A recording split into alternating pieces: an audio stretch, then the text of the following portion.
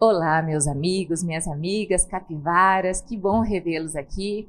Hoje nós não estamos com o nosso amigo Alberto, mas estamos com a presença de uma pessoa muito especial. Eu acabei de conhecê-la, mas já é minha best friend, já que em 5 minutos dividimos aqui alguns momentos aqui, e eu espero que vocês possam assistir o programa dela, porque vai ser um programa muito especial.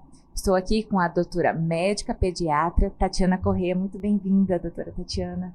Obrigada, estou muito feliz em estar aqui e já estou gostando, né? A gente já conversou um pouquinho do início da nossa conversa. Estou feliz, quero agradecer, né, pelo convite de estar aqui, enfim. Doutora Tatiana, a gente começa com a pergunta praxe do Levantando a Capivara. Você é povo de quem? Você é da onde?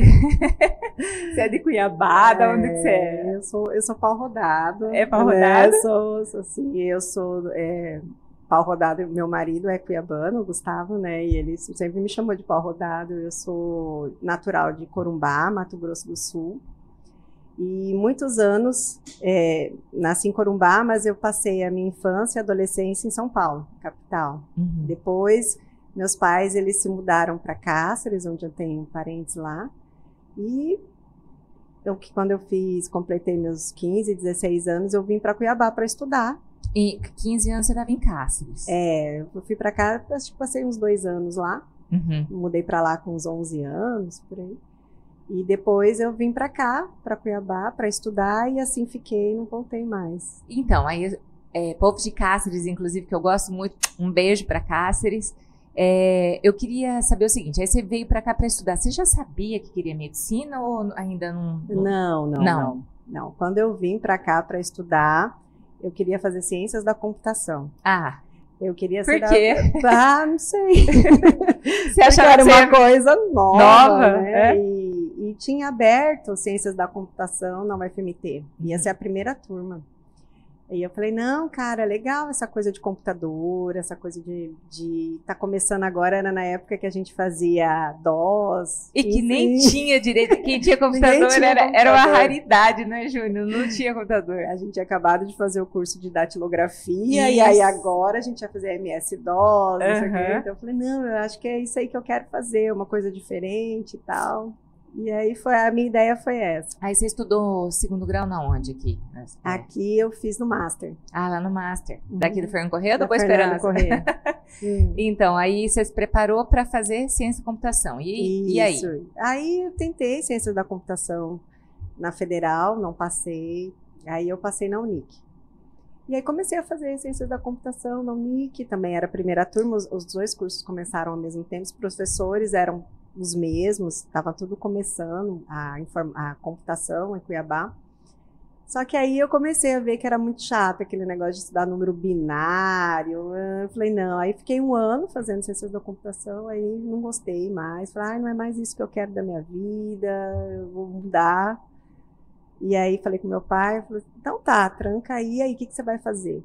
Aí eu falei, não sei. Aí eu ia voltar a fazer cursinho, né? Pensei, né, vou voltar. Aí meu pai virou e falou assim, por que você não presta para medicina? Não vai ter medicina esse ano lá na Unic? Aí eu falei, será medicina? Mas eu nunca pensei em ser médica. Você nunca tinha cogitado? Nunca tinha cogitado isso, eu sempre quis fazer. Aí depois eu pensei em turismo. Eu sempre pensava umas coisas assim, meio aleatórias, assim, né, da adolescência, juventude. Aí eu falei, mas será que eu vou fazer tanto tempo estudando? Aí ele falou, faz, vai lá, faz.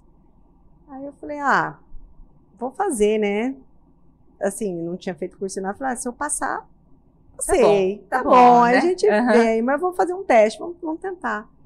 E aí eu fiz, passei, e aí comecei a fazer. O curso de medicina. E aí, 5 anos? 6 anos. 6 anos de curso.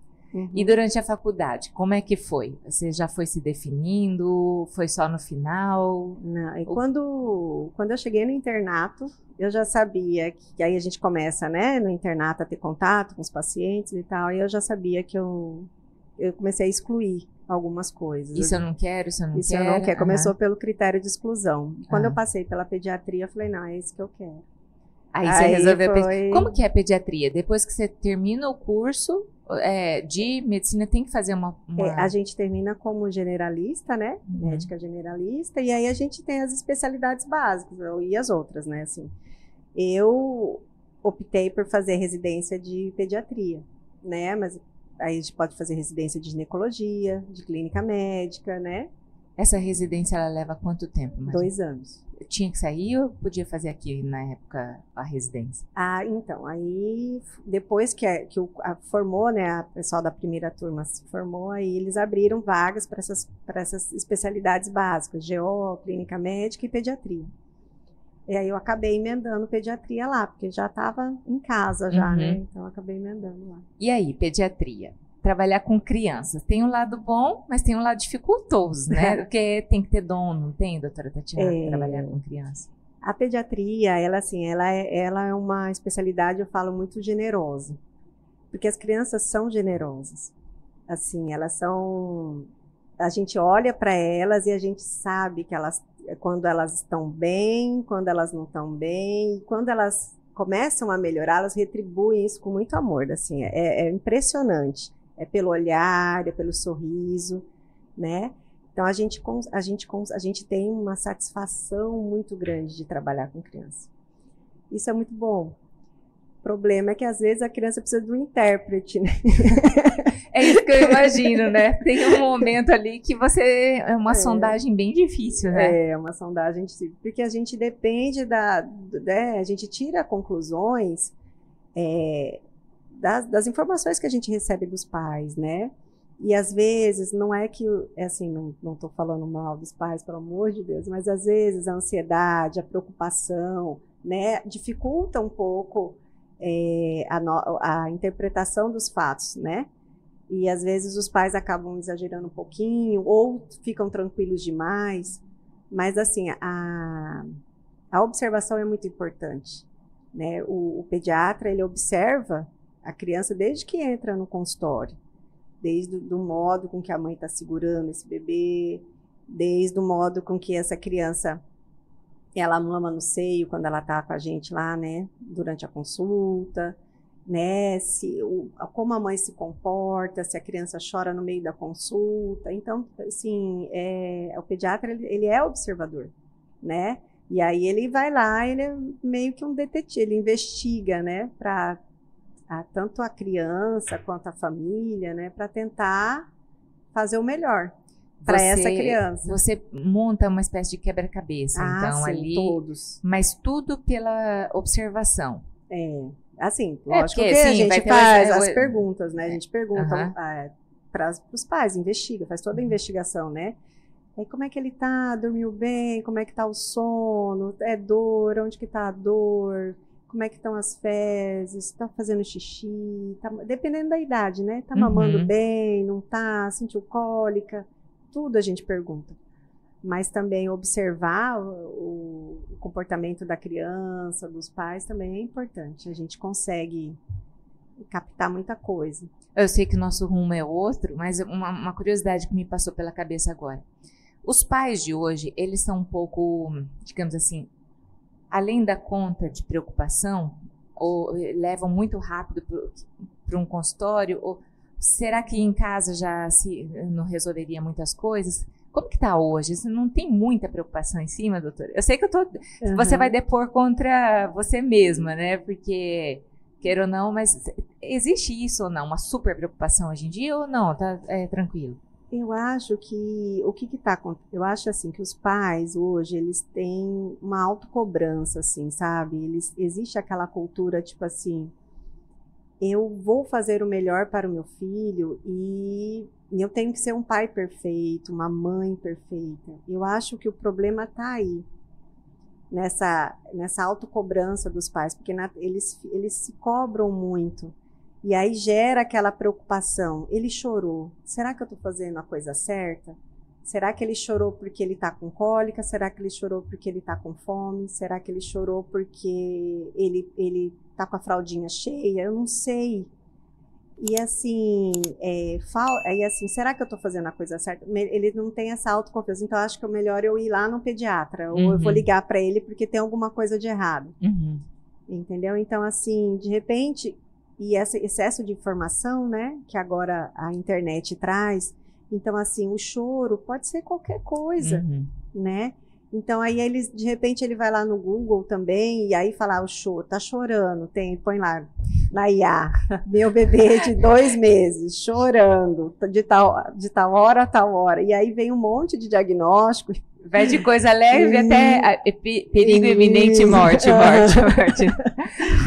Então, assim, ainda tem isso também, né? Então, é o excesso de informação, essa coisa da autocobrança, da perfeição, porque principalmente as mulheres, né? A gente se cobra muito, a gente tem que ser perfeita mãe, perfeita no trabalho, perfeita em casa, uma ótima esposa, dona lar. Então, assim, a minha geração veio disso, né? De sempre se cobrar e assim, vamos fazer o melhor, vamos ser independentes, vamos resolver tudo sozinha.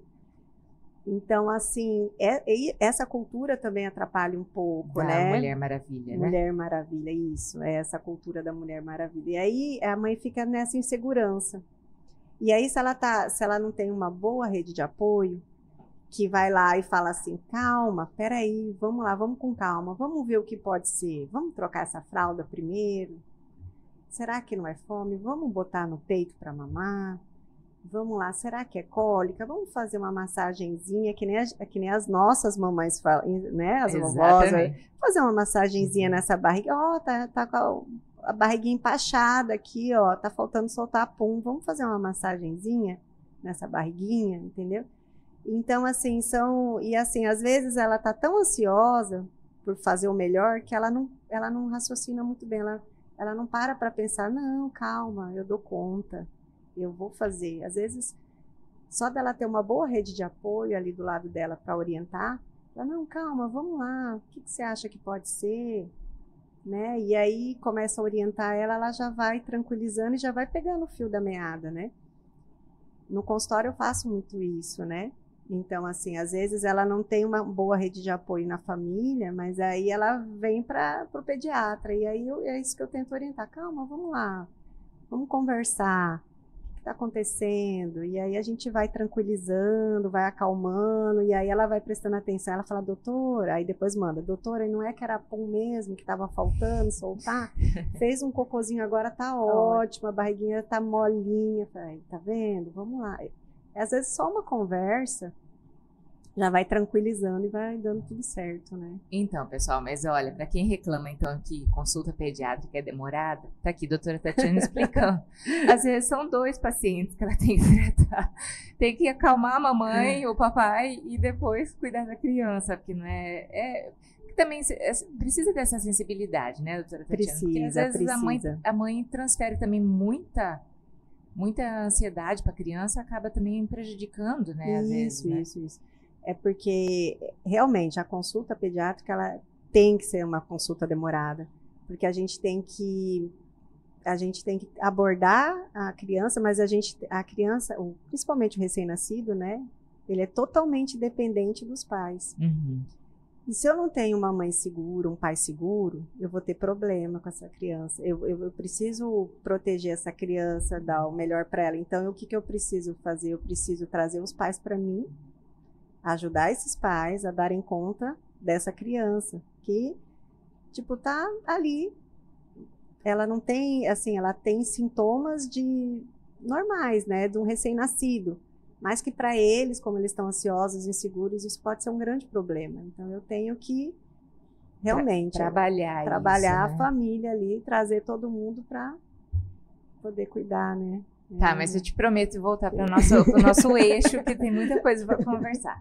Aí você se decidiu pela medicina, pela pediatria, pela especialidade, e trabalhou quanto tempo só nisso, doutora Tatiana? A vida inteira, desde a minha... Eu terminei a faculdade, aí eu fui para o interior trabalhar, porque eu fiz FIES, né? Crédito educativo, porque eu estudava numa escola particular. E aí eu precisava pagar esse FIES. Então eu fui um ano para o interior. Fui trabalhar para poder pagar esse FIES, enfim. E aí lá no interior, depois de um ano que eu voltei para fazer a residência de pediatria. Então Eu tenho 21 anos de formado, então tem uns 18 anos que eu faço só pediatria. Só isso, já é maior de idade. E aí, pediatria, mas o ponto nosso é a homeopatia. Existe um momento que houve essa virada assim, ou foi devagarzinho? Como que foi isso, doutora Tatiana? É assim, foi mais ou menos, foi em 2021, 2022, que eu comecei a ficar muito cansada dos plantões. Eu sou, né, neonatologista também, pediatra, neonatologista, trabalhei a minha vida inteira na UTI neonatal. E assim, eu sempre dando um plantão atrás do outro, já trabalhei como visitadora na UTI também, e assim, sempre muito puxado, muito estressante, porque assim, você acaba não desligando, né, do plantão, demora um tempo para você desconectar, para você retomar. E aí eu comecei a ficar cansada. Aí também teve a história da pandemia, que aí isso exigiu demais da gente também. E aí eu falei, não, eu quero fazer uma coisa diferente, eu quero fazer uma coisa mais leve. E também porque eu via que, assim, a doença, né, mexer só com a doença e com tratamentos pesados, às vezes a gente precisa de algo mais, né? Principalmente para crianças. Às vezes vinham para mim crianças assim, eu sou pediatra, né? Nessa época eu não fazia consultório, mas vinham crianças, ele está muito nervoso, ele está muito ansioso, o que eu faço para ele? Aí tem meu filho também, né? Meus filhos também, que às vezes eu queria dar uma melhorada na ansiedade, né? Realinhar lá a preocupação de colocar eles num eixo, sabe? Sem medicação, sem muito trabalho. Meu filho ele é bem ativo, né? E aí eu falei, gente, eu preciso buscar alguma coisa diferente que não seja um tratamento medicamentoso. Lógico que é importante, não tô, né? A busca do especialista, né? É importante, mas eu queria uma coisa alternativa, mais leve. E aí eu comecei a pesquisar. E aí surgiu, eu fiz posto de saúde um tempo.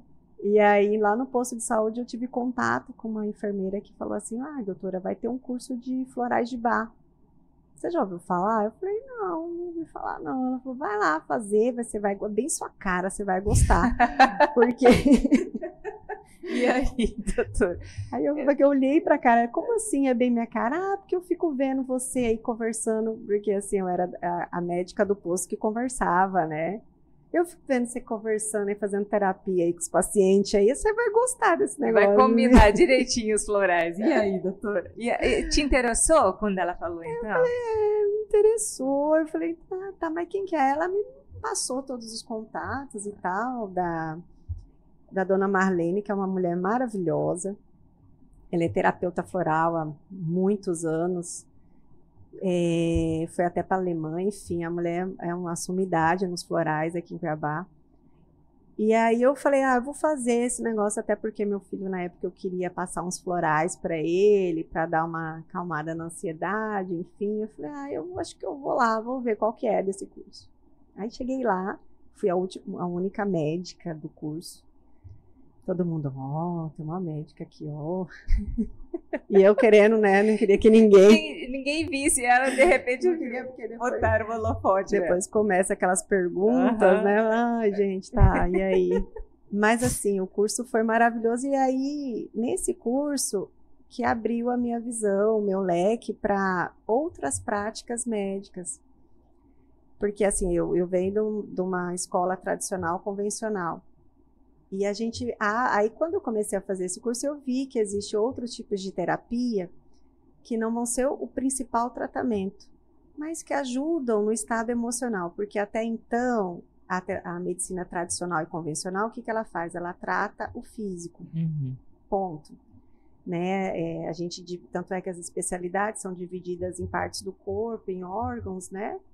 Então, assim, gastro, neuro, né? Cada um na sua área, a gente vai lá, trata o físico e tá tudo bem.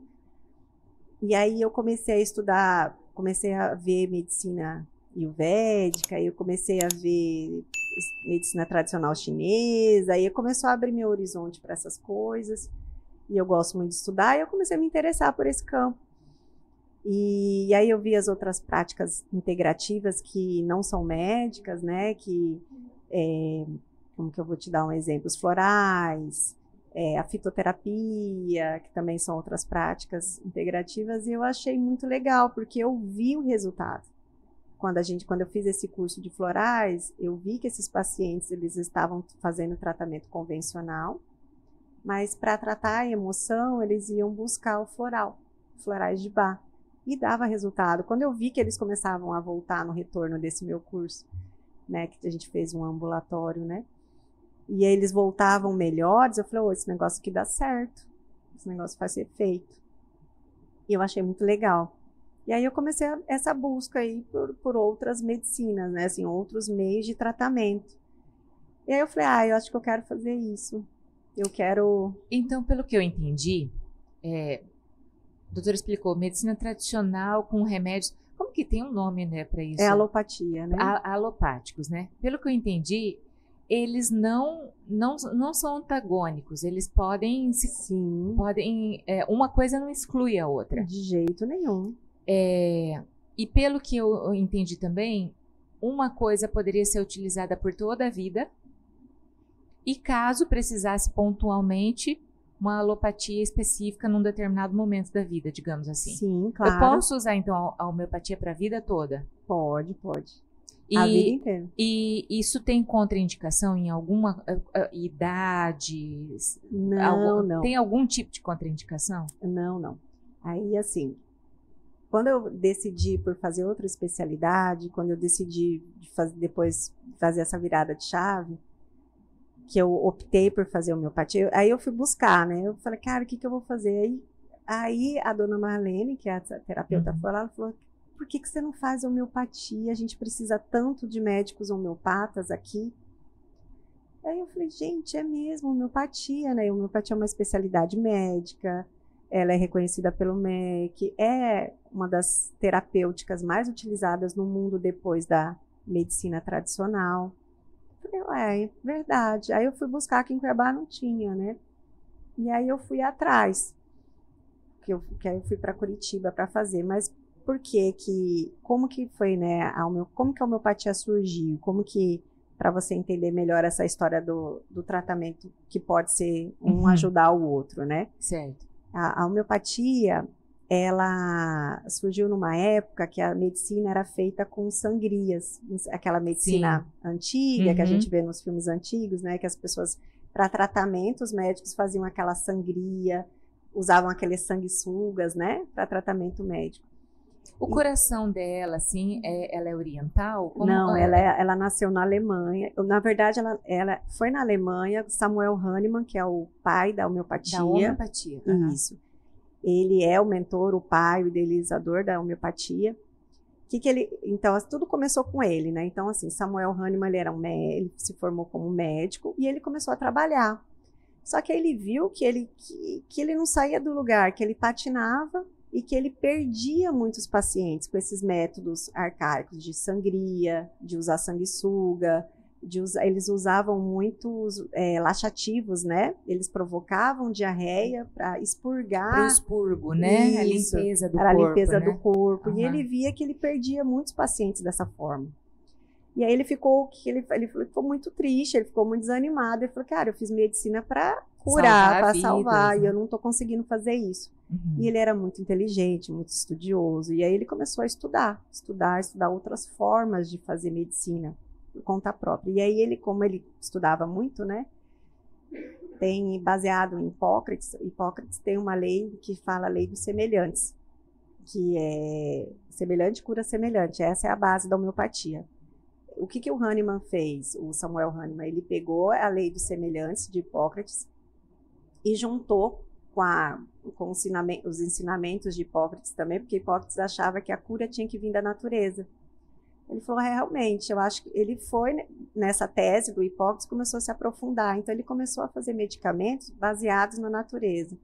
Então, ele pegou o medicamento, ele começou a fazer diluições, né, e ultradiluições de medicamentos de plantas, de minerais, de animais. E ele começou a fazer diluições, ultradiluições, que a gente fala, que na homeopatia a gente usa dessa forma, né? E aí ele começou a ver que assim, um exemplo, alguns medicamentos provocavam o mesmo efeito de uma doença. Eu vou te dar um exemplo. Tem um medicamento quinino, que foi o que despertou nele esse interesse na época. Ele falava que dava efeito colateral. Um medicamento, assim que eu falo, na época não era medicamento, né? É uma substância, quinino. Ele notou que o quinino tinha os mesmos efeitos da malária. Se você tomasse um quinino, você é uma pessoa saudável, tomava a substância quinino, você tinha os mesmos efeitos que uma pessoa tinha quando pegava malária. Então ele falou, peraí, se eu sou saudável, eu tomo quinino e fico como se eu tivesse malária, então, pela lei do semelhante, semelhante cura semelhante. E aí ele mesmo fez esse teste, ele começou a dar quinino para os pacientes com malária, e ele viu que os pacientes com malária começaram a se curar. Eu nunca tinha imaginado nisso. Mas me diz uma coisa, testes, ele começou a fazer com ele mesmo? Ele começou nele mesmo. Ele começou a se e aí ele começou a se autotestar em várias substâncias, e ele era muito atencioso, ele era muito detalhista. Então, tudo que ele testava, todas as substâncias que ele testava nele mesmo, ele escrevia, e aí ele começou a contratar pessoas para fazer esses testes, e pessoas que tinham critérios também, para fazer a autoexperimentação. Assim, porque tinha você não sabia onde que ia chegar aquilo ali, né? Isso, tinha que ter critérios. Mas o maior critério é a pessoa ter lucidez, para conseguir passar o que o medicamento estava fazendo. Mas todo medicamento que ele produzia, né, seja de origem vegetal, animal, mineral, ele era muito diluído.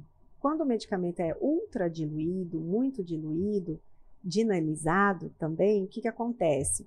Isso são métodos farmacêuticos, né? Esse medicamento, ele perde o efeito de químico. Então, assim... É como se fosse a potência daquilo. Isso. Não que ele não sirva mais, mas você... Ele perde o efeito químico que poderia ser prejudicial para o organismo. O efeito tóxico. O tóxico. Entendeu? Então, aí veio essa história. Porque, assim, quando ele ultradilui, o medicamento perde o efeito tóxico, mas ele tem a energia da substância. Uma vez eu ouvi falar que a diferença do remédio para o veneno é só a dose, é isso? Exatamente. Né? Então é baseado mais ou menos nisso. Para não se tornar um veneno, eu vou diluir muito a dose e vou ver. Mas como que... Porque é isso que eu queria entender. A homeopatia, todo mundo fala assim, é longo o tratamento. Não, de jeito nenhum. Por conta disso, porque é diluído e você precisa de um tempo? Não, como isso é mais mito. É mito, viu, gente? É mito. A homeopatia, ela serve tanto para tratamento de doenças agudas. Eu posso tratar febre com homeopatia. É? Posso tratar febre, posso tratar dor de garganta. Eu trato no meu consultório. Febre, dor de garganta, depende da família, né? Porque, assim, no meu consultório... Eu dou as duas opções, a família escolhe, né? Enfim. Mas eu consigo tratar febre, doenças agudas. Com homeopatia? Com homeopatia, eu consigo. Infecção de garganta, tudo, assim, tudo depende do caso, da doença, da idade da criança, né? A gente investiga, né? O que é melhor naquele momento. Nesse momento, eu acho melhor a gente usar homeopatia. Nesse momento, eu acho melhor a gente usar alopatia. Entendeu? Entendi. Então, eu tenho no meu consultório, como eu tenho essa habilidade essas duas habilidades aí, eu consigo direcionar melhor o paciente, né? Mas eu queria voltar para essa fase da origem da homeopatia. Então, ele começou a fazer esses testes. Os semelhantes curam semelhantes. Tem alguma coisa a ver o mineral, vegetal, ou ele tentou experimentar de tudo que tinha disponível na natureza? Ele começou com os vegetais, e aí depois ele começou, assim, não tem uma ordem, né, uma sequência, né? Ele começou a fazer experimentação, ele era um químico, ele era muito inteligente, assim, né, chegam a falar que ele era um alquimista. Então, assim, ele começou a estudar muito. E aí ele começou a fazer a divisão dessas substâncias, catalogar todas as substâncias que ele fazia autoexperimentação. E aí ele produziu, até que ele fez um Organon, que é o livro que a gente usa até hoje na homeopatia, que é o pai da homeopatia, que é Organon Arte de Curar, que é o primeiro livro dele, que foi de 1810, que ele lançou esse livro, e até hoje a gente usa esse livro, que ele conseguiu, nesse livro, falar tudo sobre homeopatia, como ela deve ser utilizada, de que forma ela deve ser utilizada. Ela é muito abrangente, a gente fala sobre muitas coisas, sobre miasmas, porque a homeopatia, ela não trata a doença só, ela trata o emocional, ela trata o mental, ela vê o indivíduo como um todo. Então, assim, cada indivíduo que eu resolvo tratar a homeopatia, eu preciso entender como é o ambiente que ele vive, eu preciso entender como ele se comporta, quais são as emoções dele, quais são os medos dele, o que faz ele feliz, como que ele é também, como funciona o sono, como que funciona quando ele está ansioso, com medo. Tudo isso para mim é importante, porque todas essas expressões eu vou canalizar para um medicamento único para essa pessoa. Mas entendeu? assim, digamos, vamos pegar como exemplo uma pessoa que ela vive num ambiente sanitário bom. Então, que ela não está exposta a nenhum tipo de agente causador. Tudo isso eu estou dizendo para assim, você pegar só ela enquanto ser humano sem uma interferência externa, né, que possa interferir na saúde dela. A doença, ela já é uma espécie de produto final de um processo, não é? Exato. Quando ela aparece, a doença, ela não aparece do nada, ela vem de um processo, né? Eu posso dizer isso ou não? É que, na verdade, é assim, se eu for conversar com você falando sobre medicina tradicional, convencional, a gente não vai muito por essa linha. Tá.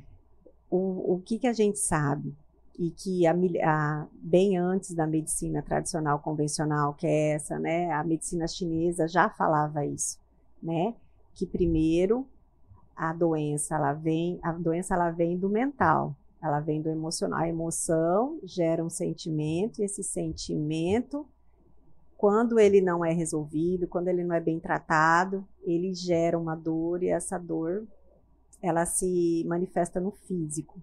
A medicina chinesa é mais ou menos por esse lado. E a homeopatia, ela também é semelhante.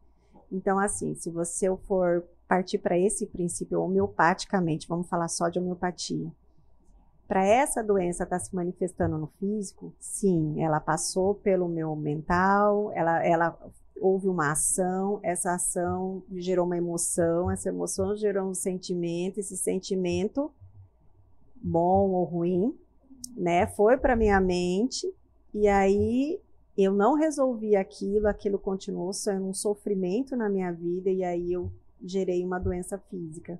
Que se aloja em algum lugar, e ali vai... Tá, mas é porque eu quero explorar esse lado da homeopatia, né? Vamos deixar a tradicional ali. Muito bem. Por isso que eu perguntei no começo. A homeopatia, então, ela pode ser utilizada a vida toda? A vida toda. A homeopatia, como as medicações homeopáticas, elas são ultra diluídas e dinamizadas, não tem resíduo químico. Se não tem resíduo químico, se você for pegar, e a gente trabalha com vibração do medicamento que ficou ali, então, assim, ele não tem efeito indesejado. Você pode dar homeopatia para qualquer idade, qualquer tempo, ele não tem efeito colateral, entendeu? Como os medicamentos tradicionais têm. E ele não seria cumulativo, né? Tipo, ele não tem agora, mas eu estou tomando todos os dias, não? Não, isso não existe. Desde que você dê na potência certa, porque também existem as potências, né? Que a gente trabalha com potência, outros métodos, mas assim, tudo dentro do normal, porque assim, quando a gente fala assim, não tem efeito colateral. Não tem. Mas se você, tipo assim, eu vou te dar um exemplo de criança. Criança adora homeopatia. Porque, principalmente quando a gente passa a homeopatia em glóbulos. Os glóbulos são docinho, é uma coisinha, é uma balinha doce. É prazeroso. É prazeroso. Então, se a mãe bobear e for uma criancinha de 5, 6 aninhos, quer comer um doce, viu o potinho ali, ele vai tomar tudo, entendeu? Os gamizinhos, vai achar que é fine.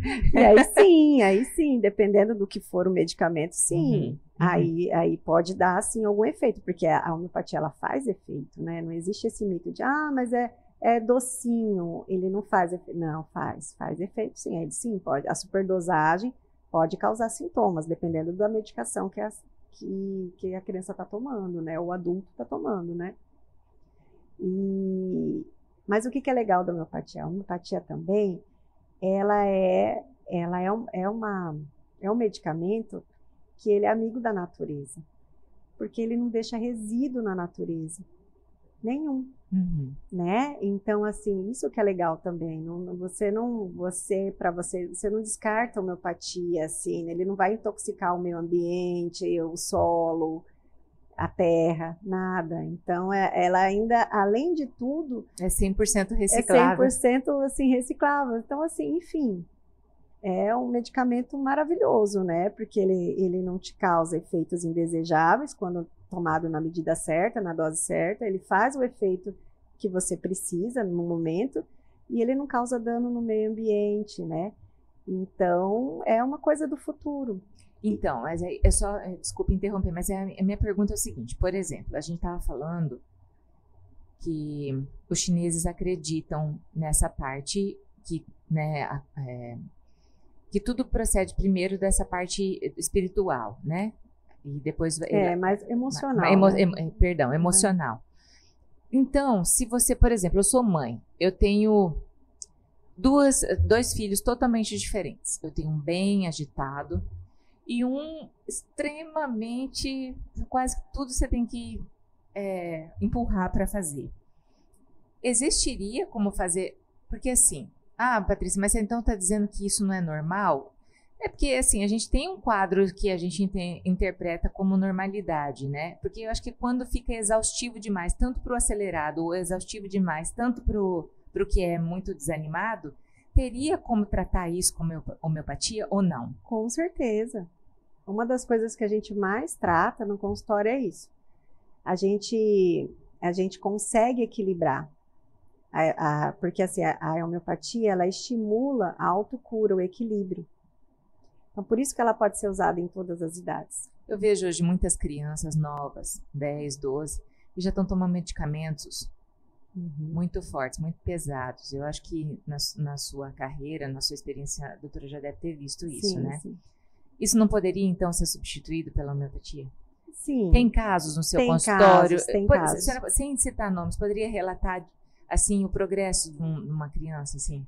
Assim, eu tive uma criança que chegou para mim lá no consultório, que ela veio com um diagnóstico já, né, de TDAH, e aí ela chegou lá e, assim, tomando os medicamentos controlados e tal, e a mãe assim, olha, doutora, eu tô bem preocupada, porque eu tô vendo que esses medicamentos eu tô tendo que, toda vez que eu vou num especialista, eu tenho que aumentar a dose. E aí eu vim em busca da homeopatia, ela veio encaminhada por outro colega, que é médico, né? Falou assim, não, vamos tentar. Por que você não vai na Tati lá, minha amiga? Ela é homeopata, vamos tentar desacelerar isso daí, né? Porque toda vez que ela ia, ela aumentava um pouquinho a dose, e aí desacelerava, e depois voltava a acelerar de novo. E a criança continuava agitada, um sono que não era tranquilo. E aí isso daí estava deixando ela bem apreensiva. E aí, assim, ela já tinha buscado outras alternativas, né, óleo essencial, enfim, porque as mães buscam, né? Ela falou, mas eu não estava surtindo efeito. Aí eu falei, bom, aí ela chegou para mim, e aí a gente começou a tratar. E o primeiro impacto dela, quando ela chegou na consulta, foi até engraçado. Ela ficou comigo no consultório, acho que 1h30, quase 2 horas no consultório, porque outra coisa, a consulta homeopática, ela é demorada. Então, às vezes, os pais chegam no consultório e falam assim, eu tenho hora, só tenho 1 hora para falar com você, doutora, e já está dando 1 hora e a senhora não terminou a consulta ainda. Mas a consulta homeopática, ela é assim, né? Então, assim, e as pessoas também não estão tão acostumadas com esse tipo de consulta. E aí quando a gente ficou 1 hora e meia, 2 horas conversando sobre o filho e conversando sobre ela. Porque mãe e filho é uma coisa meio que única, assim, né? É uma coisa meio que você não consegue muito separar. E ela ficava em casa, era meio que dedicação exclusiva para eles. E aí eu sei que no final das contas foi 1 hora e meia, quase 2 horas de consulta. Saiu a mãe com medicamento homeopático, a criança com medicamento homeopático, entendeu? Da consulta saíram os dois ali. E aí, ela, no final da consulta, ela falou assim, eu nunca tive uma consulta dessa forma, foi a melhor coisa que eu podia fazer por ele, enfim. E para ela, né? E aí tá, enfim, aí eu falei, olha, mas vamos esperar, eu falei, e outra coisa que a gente sempre pede, né, eu quero que daqui a 15 dias você me dá um feedback de como é que ele tá, porque a gente nunca que a gente, como homeopata, eu vou ser responsável de tirar um medicamento controlado de jeito nenhum, isso nunca, isso jamais, nunca, né? Cada um no seu quadrado, até porque eu, como pediatra também, o paciente está tomando antibiótico, eu não vou querer que um outro médico retire o meu tratamento, jamais, jamais. Mas eu falei, daqui a 15 dias você me dá um feedback, como é que tá o sono, como é que tá a concentração, enfim. E aí aí passaram-se 10 dias. Ela falou, doutor, o negócio faz efeito rápido mesmo, né? Porque ele tá dormindo bem, ele tá roncando, ele não roncava, agora ele começou a roncar. Olha que delícia. E aí tá, aí assim, fiquei muito feliz, aí ele começou a dormir melhor. E isso era um tabu, né? Eu sempre achei que a homeopatia fosse um negócio, só vai aparecer efeito daqui 6 meses, 1 ano. Não, 15 dias já apareceu. Não. E aí começou a dormir melhor, aí ela falou, e agora, o que eu faço? Aí ela quer parar a medicação. Não, de jeito nenhum, você não vai parar a medicação, você vai continuar dando a medicação que ele está tomando e você vai continuar suas consultas com o teu especialista. Se o teu especialista achar que deve reduzir, que ele tá melhor, e aí a gente vai conversando, a gente vai trocando essa figurinha, né? Até porque esses medicamentos controlados, eles não podem ser suspensos abruptamente. Por quê, doutora? O que acontece? Porque eles causam certa dependência. Então, e o efeito rebote é ruim. Então, assim, a gente nunca deve, independente da prática, qualquer prática integrativa, qualquer outro tipo, se a pessoa está tomando a medicação controlada, a gente nunca deve suspender essa medicação e falar, não, agora começa a tomar isso aqui, entendeu? A gente tem que reduzir gradativamente, com responsabilidade. Como, né? Se fosse um desmame, assim. Exato. Até... Isso, com muita responsabilidade. E isso daí não pode ser uma coisa, tem que ser trabalhado em conjunto, né? O especialista, eu que estou ali como pediatra homeopata, e o paciente, a mãe, porque é muita responsabilidade, né? Esse tratamento. A doutora mencionou sobre TDAH. Outros casos, como por exemplo, autismo. Sim. Teria como ser tratado? Sim, a gente consegue, sim. A gente consegue melhorar a qualidade de vida, né?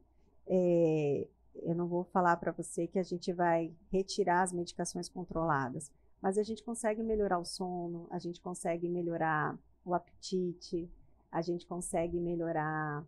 Porque esses remédios, eles geralmente, eles melhoram sobre um aspecto, mas me parece que causam, assim, um aumento, não sei se da fome, acaba tendo esse rebote de, às vezes, engordar. E aí você vai ter que usar um outro remédio para o não ganho de peso. Então, talvez a homeopatia pudesse ser uma combinação perfeita, né? A homeopatia, ela vem para isso, ela vem para agregar, né? Principalmente essas doenças, o TDAH, o autismo, Depressão. Ajudaria? Ajuda muito depressão. Assim, a homeopatia, ela trata tudo. ela trata qualquer coisa, porque ela não está tratando o sintoma, a doença. A gente está citando doenças, né? Só que eu não trato a doença, eu trato o indivíduo, eu trato a pessoa, eu trato a criança. Mas como que é o tratamento? Eu chego hoje sem ninguém me falar e falo assim, eu quero fazer homeopatia na minha vida porque eu não estou dormindo bem, já estou tomando já melatonina à noite, não descanso direito, no outro dia acordo. Eu vou tentar. Como que eu chego na doutora Tatiana, por exemplo? Eu vou no seu consultório, marco uma consulta. Isso. Tudo começa com uma consulta. Tudo começa com a consulta. E depois, como que é isso? E Porque aí, você toma um medicamento, 15, 20 dias acabou o tratamento. Como que é a homeopatia? Como que ela funciona? Então, normalmente quando a pessoa chega para mim e fala, eu não estou dormindo bem, esse sintoma aí que você falou, eu não estou dormindo bem, eu não quero tomar mais melatonina, eu quero partir para outro. Não é o que está te causando essa insônia. Aí vem o X da questão. O que está te causando a insônia? Essa insônia, ela é uma insônia. Existem vários tipos de insônia, né? A insônia de preocupação, a insônia por pensamentos repetitivos, a insônia por medos. O que está te causando essa insônia? Porque assim, se eu chegar para você e te dar só a melatonina, vai resolver. Ela vai te resolver ali, momentaneamente. Você vai tomar a melatonina o resto da sua vida. Entendeu? Para você dormir melhor. Mas quando eu trato com homeopatia, eu tenho que descobrir de você, eu tenho que tentar entender a causa da tua insônia. E quando eu consigo, porque nem sempre é fácil, na criança é mais fácil. No adulto, porque a criança, principalmente os maiores, né, eles são muito espontâneos e sinceros. O adulto, ele vem cheio de máscaras, mascara né? mais. Ele tem muita dificuldade de falar de si mesmo. E para mim entender realmente o que causa essa insônia, às vezes eu não consigo na primeira consulta, mas eu consigo na segunda. Então, assim, eu preciso entender a causa da insônia, porque aí quando eu dou o medicamento que está causando, que para curar a sua insônia, eu estou também curando a causa da insônia. Tá, mas aí deixa eu fazer uma pergunta que me surgiu, vou te interromper. Você disse, você não está dormindo e você deu 3 opções. Uma, você está com pensamentos repetitivos.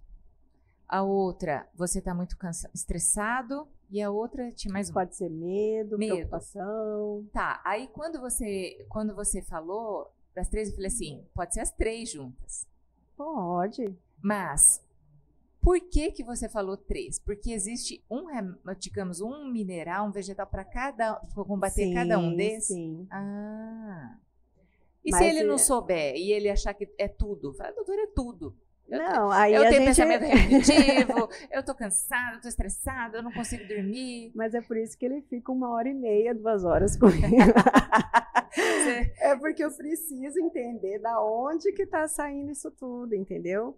O homeopata, ele é meio que um detetive também, né? Você tem que investigar. Eu tenho que investigar, eu preciso entender a essência do problema. Eu preciso entender a essência do sofrimento, para mim conseguir despertar a cura, entendeu? E isso não é fácil, né? É por isso que é 1h30, assim, o adulto, principalmente, quando eu atendo os pais, né, no meu consultório. Porque, às vezes, leva a criança e aí acaba voltando o pai, a mãe, o tio, a tia. Deu certo para mim, então aí começa, né? Uhum.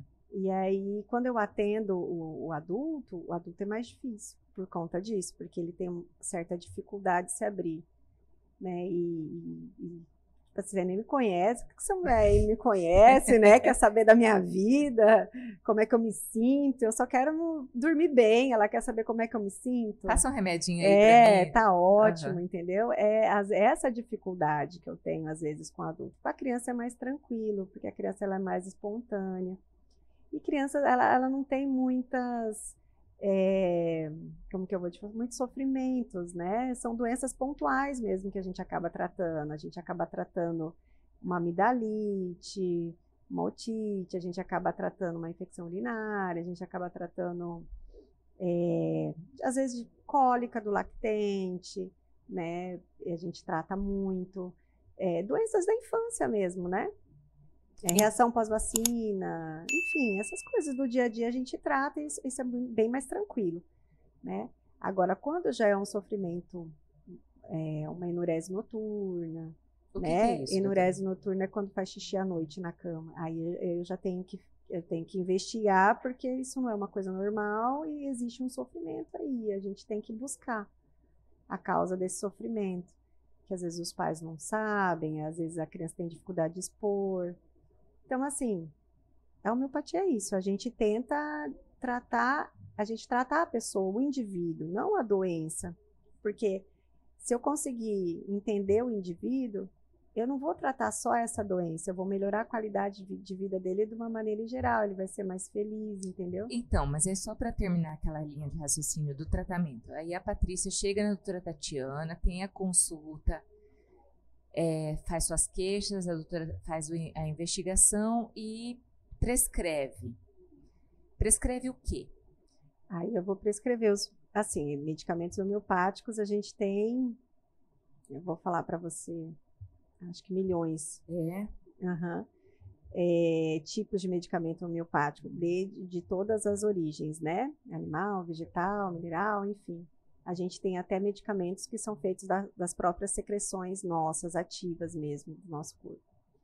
E aí a gente tem esse leque de opções, né? E aí eu tenho que entender o que você precisa. Aí você, vamos supor, entendeu, porque eu imagino que nesse processo, é isso que eu quero entender. Tem ajustes, né? Você vai. Sim, então, todo medicamento. Como que é essa caminhada? Aí você prescreve e Patrícia vai lá, começa. Quanto tempo, mais ou menos, para eu ter um retorno e ter uns ajustes? Porque você me disse que é para a vida toda. Mas eu acho que... Não é para a vida toda. Não, mas você pode tratar...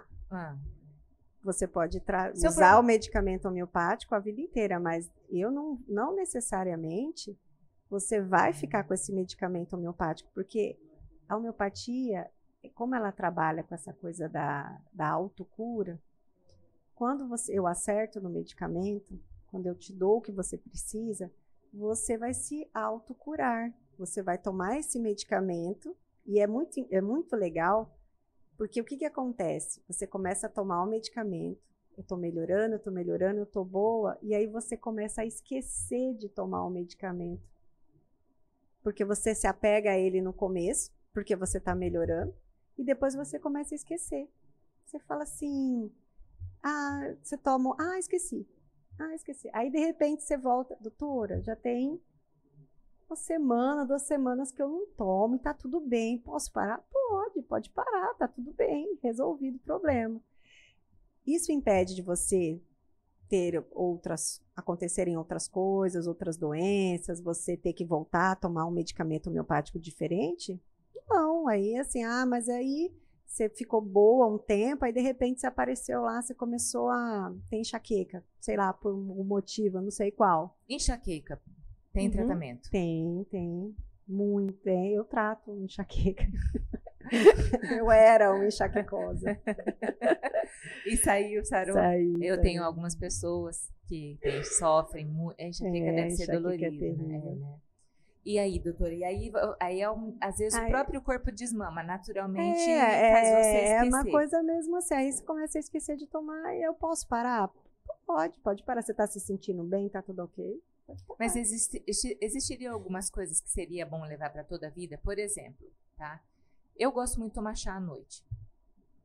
Mas um chá com alguma coisa para potencializar, digamos assim. Ou só o chá já seria suficiente para levar... Eu só quero dizer... Porque o benefício às vezes é tão bom, eu vejo que o sono, ele é um alimento. Porque se você dorme bem no outro dia, seu dia é outro. Você produz melhor, você está melhor. O sono, a privação de sono, para mim, eu acho que é a pior coisa que existe. Assim, o corpo adoece, tudo adoece. E tem que ser um sono bom.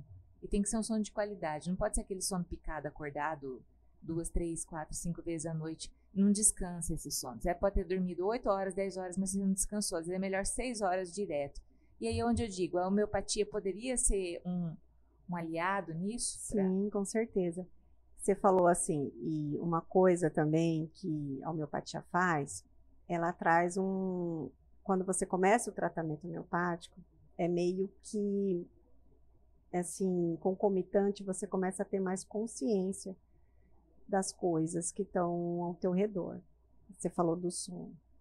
Então tá, porque aí a homeopata, ele não vai só passar a medicação homeopática, os glóbulos, ou porque a gente pode prescrever em glóbulos, em líquido, enfim. Eu vou também te falar assim, você está disposta a fazer a higiene do sono? Você está disposta a não ficar na tela antes de dormir durante muito tempo?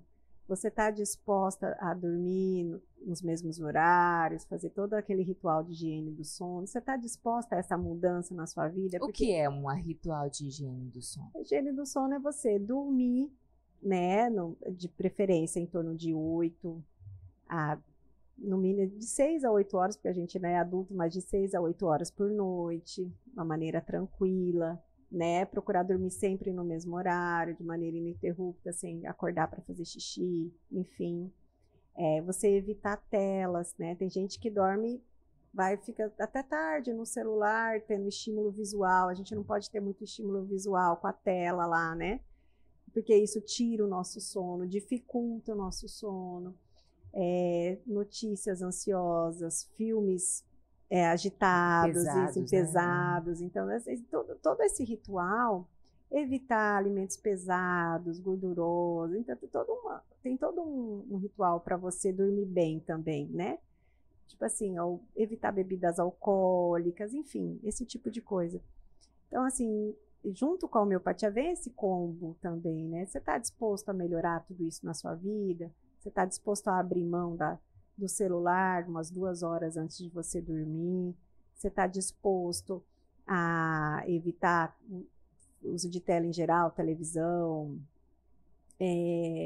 trabalho, às vezes excesso de trabalho, você está ali no computador, não, mas eu não estou na tela, mas eu estou trabalhando, e você está tendo aquele estímulo visual que te deixa acelerado. Você está disposto a se permitir a ficar 2 horas tranquilo, lendo um livro, de repente, só antes de dormir? Ah, doutora, eu não posso, eu não consigo, eu não vou fazer, entendeu?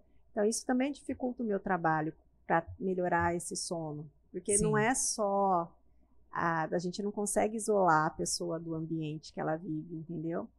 É igual crianças que são hiperestimuladas com tela, né? Às vezes... Isso está sendo um problema generalizado, né, doutora? Sim, sim. Então, eu não consigo... A mãe queixa que ela está agitada, mas ao mesmo tempo ela não me ajuda a tirar a tela dessa criança, esse hiperestímulo. Tanto criança como adolescente, eles teriam que ter também essa... Tirar da tela o quê? Umas 2, 3 horas antes de dormir? Com certeza. Então vamos supor que o horário de sono fosse 9 da noite, o ideal seria 7 da noite. 7 da noite, não ter mais contato. Tela. Nada de tela. Tela é televisão, é videogame, é computador, celular, tudo. Né? Porque não, eu não tô, meu filho em casa. Eu não tô, mãe, mas eu não tô com o celular, mas tá lá no videogame. Não, é a mesma coisa. Qual que é o nome do seu filho? João Gustavo. João, um beijo, um abraço aqui do Levantando a Capivara. Tem que mandar para Ana Cecília também. Ana Cecília, outro beijo do Levantando a Capivara. Vou ter que assistir o programa até o fim para ver o beijo. Então, doutora, mas eu quero te agradecer. Já passou mais de 1 hora, viu? Foi rapidinho. E a oportunidade da doutora de estar aqui falando sobre isso, esclarecendo, trazendo luz sobre pontos que, às vezes, as pessoas não procuram homeopatia porque acham que é algo distante, demorado, e pelo visto, não. Você pode ter resultados excelentes, muito rápido e bem menos agressivo, né? Bem mais natural. Né? Isso. Hoje, se eu fosse buscar a doutora, existe uma clínica que eu possa... Sim. A gente está com eu e meu marido, a gente abriu uma clínica depois dessa mudança radical aí para a homeopatia, que chama Clínica Sensivi. Ela fica bem ali pertinho da Fêmea. E lá eu tô como pediatra e homeopata, mas a gente tem também outras pediatras lá atendendo, e é uma clínica para várias especialidades. A gente tem 3 meses que inauguramos e a gente ainda tem salas disponíveis lá para quem quiser alugar. E a gente está em busca de especialistas, né, que tenham essa leveza, né, no tratamento, né, especialistas que buscam, né, o que melhor, que né, tem essa coisa do tratamento humanizado, acolhedor, lá é o lugar. Assim, é uma clínica bem bacana, eu espero que todos gostem, né, e todos estão convidados para conhecer. Muito obrigada, doutora Tatiana, mais uma vez. Seja bem-vinda mais uma vez ao Levantando a Capivara. Espero que tenhamos a sua presença em próximos episódios, em próximos programas. Tá? Muito obrigada. Eu vou ficar feliz em vir. Obrigada pela oportunidade também. Obrigada.